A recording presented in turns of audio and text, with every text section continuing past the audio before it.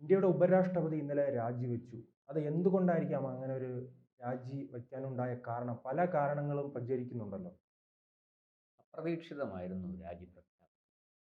ഈ ജഗദീപ് ധൻഖർ ഇന്നലെ വൈകിട്ട് 4 മണി വരെ അദ്ദേഹം പാർലമെന്റിൽ രാജ്യസഭയിൽ ഉണ്ടായിരുന്നു. രാജ്യസഭയെ നിയന്ത്രിച്ചിരുന്നത് അദ്ദേഹമാണ്. അല്ല, നമുക്കറിയാം കേരളത്തിൽ നിന്നുള്ള നോമിനേറ്റഡ് എം പി സദാനന്ദൻ മാസ്റ്ററുടെ സത്യപ്രതിജ്ഞ ഇന്നലെ ആയിരുന്നു. അതിന് നേതൃത്വം കൊടുത്തത് അദ്ദേഹമാണ്. കഴിഞ്ഞ് സഭയിൽ പല കാര്യങ്ങളും അദ്ദേഹം പല ചർച്ചകളും അവിടെ നടന്നു. ഈ ഓപ്പറേഷൻസ് എല്ലാത്തിലും സജീവമായി എല്ലാത്തിലും ഇടപെടുകയാണ്. സജീവമായിരുന്നു. ഓപ്പറേഷൻ സിന്ദൂറുമായി ബന്ധപ്പെട്ട് വലിയ ചർച്ചകളൊക്കെ പ്രതിപക്ഷം ഉദ്ദേശിക്കുന്നുണ്ടായിരുന്നു. അപ്പോൾ അതൊക്കെ വേണ്ട വിധത്തിൽ നിയന്ത്രിക്കാനും കൊണ്ടുപോകാനും ഒക്കെ തയ്യാറെടുത്താണ് അദ്ദേഹം ഇരുന്നത് എന്ന് പറയപ്പെടുന്നുണ്ട്. ഇതിനെക്കുറിച്ച് രാത്രി 9 മണിയോടെയാണ് അദ്ദേഹം വൈകിട്ട് 4 മണിക്കും രാത്രി 9 മണിക്കും ഇടയ്ക്ക് എന്തൊക്കെയോ സംഭവങ്ങൾ ഡൽഹിയിൽ അരങ്ങേറി എന്നുള്ളതാണ്. ജഗദീപ് ധൻഖറുടെ രാഷ്ട്രീയത്തിലേക്കും ഒന്നും ഞാനിപ്പോൾ പോകുന്നില്ല.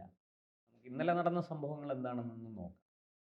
ആഹ് ഈ പുറത്തു വരുന്ന ഒരു വാർത്ത പ്രാഥമികമായി വിലയിരുത്തപ്പെടുന്നത് ഈ സുപ്രീം കോടതിയിലെ ഒരു ജഡ്ജിയെ ക്ഷമിക്കണം, ഹൈക്കോടതി ഹൈക്കോടതി. ജഡ്ജിയെ ഡൽഹി ഹൈക്കോടതി ജഡ്ജിയെ ഇംപീച്ച് ചെയ്യുന്നതുമായി ബന്ധപ്പെട്ട ഒരു തർക്കം ഉടലെടുത്തെന്നും ആ തർക്കമാണ് ജഗദീപ് ധൻഖറുടെ രാജിയിൽ കലാശിച്ചതെന്നും ചില റിപ്പോർട്ടുകളുണ്ട്. അതായത് ഇന്നലെ ലോക്സഭയിലും രാജ്യസഭയിലും ഈ ജഡ്ജിയുടെ ഇംപീച്ച്മെന്റ് ആവശ്യപ്പെട്ട് നോട്ടീസ് വന്നു. അംഗങ്ങൾ ഇപ്പോൾ ലോക്സഭയിൽ ഭരണപക്ഷവും പ്രതിപക്ഷവും ചേർന്നാണ് നോട്ടീസ് കൊടുത്തിരിക്കുന്നത്. 63 പേര് ഒപ്പിട്ടിട്ടുണ്ട്. രാജ്യസഭയിൽ പക്ഷെ ഭരണപക്ഷമില്ല, പ്രതിപക്ഷത്തിൻ്റെ മാത്രം ഒപ്പോടുകൂടി വന്നിരിക്കുന്ന നോട്ടീസാണ്. ആ നോട്ടീസ് അദ്ദേഹം സ്വീകരിച്ചു. അദ്ദേഹം പറഞ്ഞത് എന്താണെന്ന് വെച്ചാൽ, സഭയിൽ പറഞ്ഞത് ഈ രണ്ട് സഭാധ്യക്ഷന്മാരും ചേർന്ന് ലോക്സഭയിലും രാജ്യസഭയിലും നോട്ടീസ് വരുമ്പോൾ രണ്ട് സഭാധ്യക്ഷന്മാർ, ലോക്സഭയുടെ അധ്യക്ഷൻ എന്ന് പറയുന്നത് സ്പീക്കറാണ്, രാജ്യസഭയുടെ അധ്യക്ഷൻ എന്ന് പറയുന്നത് ഉപരാഷ്ട്രപതിയാണ്. അപ്പോൾ രണ്ട് ചെയറുകളും ചേർന്ന്, രണ്ട് അധ്യക്ഷന്മാരും ചേർന്ന് ചർച്ച ചെയ്ത് ഇത് തീരുമാനിക്കും എന്നാണ് അദ്ദേഹം പറഞ്ഞത്. ഇവിടെ പക്ഷേ ആ ഇംപീച്ച്മെന്റ് നടപടിയുമായിട്ട് രാജ്യസഭാ അധ്യക്ഷനായ ഉപരാഷ്ട്രപതി മുന്നോട്ട് പോയി. അവിടെ ഈ ലോക്സഭയുടെ അധ്യക്ഷനുമായിട്ട് ചർച്ച നടന്നില്ല എന്നാണ് പൊതുവെ വിലയിരുത്തപ്പെട്ടത്. അപ്പോൾ ഈ 4 മണിക്ക് ശേഷമാണ് ഇതിനെക്കുറിച്ച് ചില അതൃപ്തികൾ ഉരുണ്ടുകൂടിയത്. പ്രധാനമന്ത്രി നരേന്ദ്രമോദിയുടെ നേതൃത്വത്തിൽ ഇക്കാര്യത്തിൽ ഒരു ഇങ്ങനെ ചർച്ച ചെയ്ത് വേണമായിരുന്നു തീരുമാനമെടുക്കാൻ എന്നൊരു അഭിപ്രായം വരികയും അത് ശക്തമായിട്ട് അവതരിപ്പിക്കപ്പെടുകയും ചെയ്തു.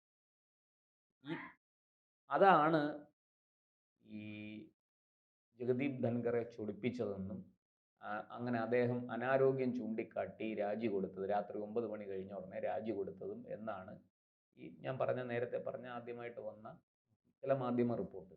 നമുക്കത് പൂർണ്ണമായിട്ടും വിശ്വസിക്കാൻ പറ്റില്ല. പക്ഷെ എല്ലാ കാലത്തും കേന്ദ്ര സർക്കാരുമായി അടുത്ത ബന്ധം പുലർത്തിയിരുന്ന ഒരു നേതാവാണ് അദ്ദേഹം. അദ്ദേഹം മറ്റു പാർട്ടികളിൽ നിന്നും ബി.ജെ.പിയിലേക്ക് എത്തിയതാണെങ്കിലും മോദിയുമായും അല്ല അദ്ദേഹം പ്രത്യേകിച്ച് നമുക്കറിയാം ബംഗാൾ രാഷ്ട്രീയത്തിൽ ഒരു നിർണായക ശക്തിയായി ഗവർണർ പദവിയിൽ ഇരിക്കുമ്പോൾ മാറാൻ ഇദ്ദേഹത്തിന് കഴിഞ്ഞിട്ടുണ്ട്.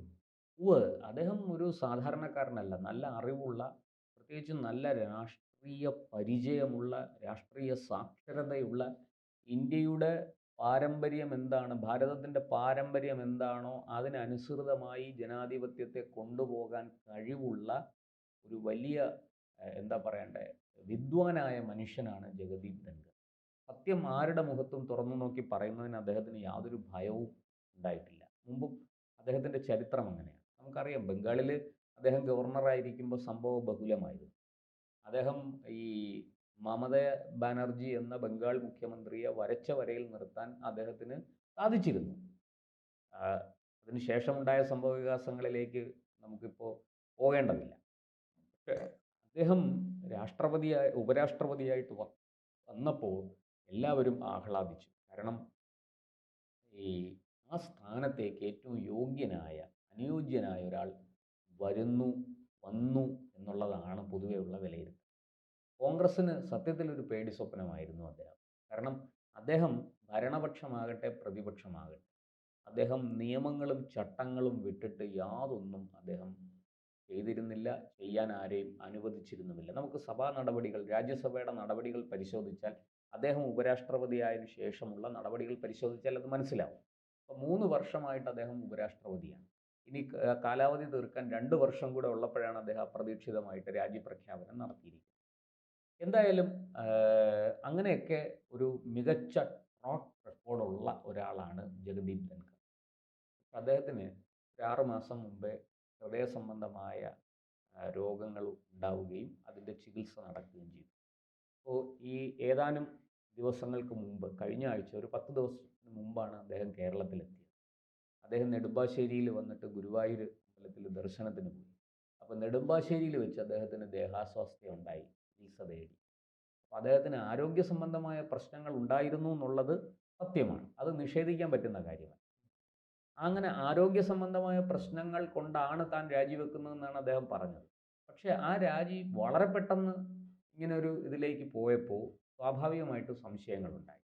വെറും ആരോഗ്യ പ്രശ്നമാണോ, അതോ അദ്ദേഹത്തിൻ്റെ ആരോഗ്യ പ്രശ്നമാണോ, അതോ സഭയുടെ ആരോഗ്യ പ്രശ്നമാണോ, അതോ ഈ ലോക്സഭ രാജ്യസഭ തുടങ്ങിയ 2 സഭകളുടെയും നിലനിൽപ്പുമായി ബന്ധപ്പെട്ട തർക്കങ്ങളാണോ, അതിൽ ഉണ്ടായിരിക്കുന്ന തർക്കങ്ങളാണോ എന്നുള്ളതാണ് ഇപ്പോൾ ഉയരുന്ന ചോദ്യം.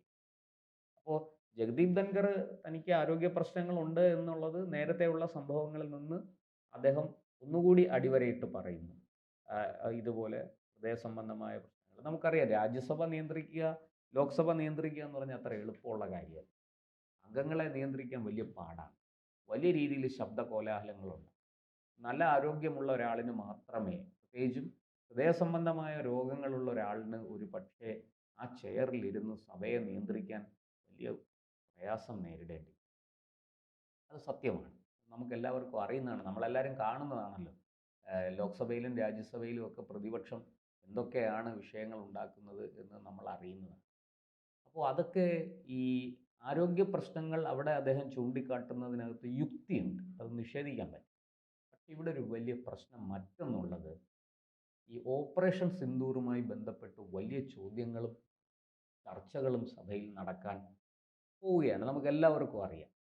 ഈ പ്രതിപക്ഷം അതിൻ്റെ ധർമ്മം നിർവഹിച്ചാൽ നമുക്ക് മനസ്സിലാക്കാം. പക്ഷേ അതിലുപരി പ്രതിപക്ഷ നേതാവായ രാഹുൽ ഈ ഓപ്പറേഷൻ സിന്ദൂറിനെ സഭയ്ക്ക് പുറത്ത് എങ്ങനെയാണ് വിമർശിച്ചതെന്നും എന്തൊക്കെ ചോദ്യങ്ങൾ ചോദിച്ചെന്നും എന്തൊക്കെ പ്രശ്നങ്ങൾ അതിൻ്റെ പുറത്തുണ്ടായെന്നും അത് രാജ്യത്തിനകത്തും പുറത്തും രാഹുൽ എങ്ങനെയാണ് ആ വിഷയം കൈകാര്യം ചെയ്തത്, ഒരു പ്രതിപക്ഷ നേതാവിന് യോജിക്കുന്ന വിധത്തിലാണോ അല്ലയോ എന്നൊക്കെ നമ്മൾ നേരിട്ട് കണ്ടതാണ്, അറിഞ്ഞതാണ്. അദ്ദേഹം കേന്ദ്ര സർക്കാരിനെ എല്ലായ്പ്പോഴും പ്രതിസ്ഥാനത്ത് നിർത്തി കുറ്റവിചാരണ ചെയ്യാനായിട്ട് ഇല്ലാത്ത തെളിവുകൾ പോലും ഉണ്ടാക്കിക്കൊണ്ടുവന്ന് പരിശ്രമിക്കുന്ന കാഴ്ച ലോകം മുഴുവനും കണ്ടതാണ്. റഫേൽ വെടിവെച്ചിട്ടു, ഇന്ത്യയുടെ പൈലറ്റുമാരെ പാകിസ്ഥാൻ കസ്റ്റഡിയിൽ എടുത്തു എന്ന് നട്ടാൽ കുരുക്കാത്ത നുണ പോലും അദ്ദേഹം ഉന്നയിച്ചു.